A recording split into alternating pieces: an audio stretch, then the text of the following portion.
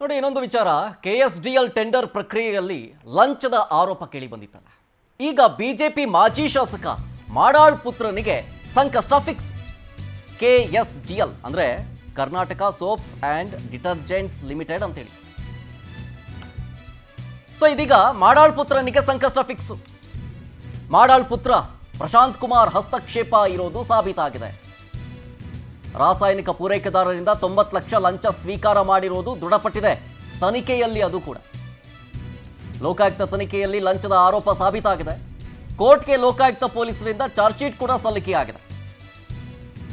ಜಲಮಂಡಳಿ ಅಧಿಕಾರಿ ಪ್ರಶಾಂತ್ ಕುಮಾರ್ ಅಲಿಯಾಸ್ ಪ್ರಶಾಂತ್ ಮಾಡಾಳ್ KSDLನಲ್ಲಿ ನಡೆದಿದ್ದಂತಹ ಬ್ರಹ್ಮಾಂಡ ಭ್ರಷ್ಟಾಚಾರ ಪ್ರಕರಣ ವಿಚಾರಕ್ಕೆ ಸಂಬಂಧಪಟ್ಟಂತೆ ಲೋಕಾಯುಕ್ತ ತನಿಖೆಯಲ್ಲಿ ಲಂಚದ ಆರೋಪ ಸಾಬೀತಾಗಿದೆ. ಏನಿದು ಪ್ರಕರಣ ಅಂತ ನೋಡೋದಾದ್ರೆ, KSDLನಲ್ಲಿ ಬ್ರಹ್ಮಾಂಡ ಭ್ರಷ್ಟಾಚಾರ ನಡೀತಲ್ಲ, ಮಾಜಿ ಶಾಸಕ ಮಾಡಾಳ್ ಪುತ್ರ ಈತನ ವಿರುದ್ಧ ಲಂಚಾವತಾರ ಬೆಳಕಿಗೆ ಬಂದಿತ್ತು.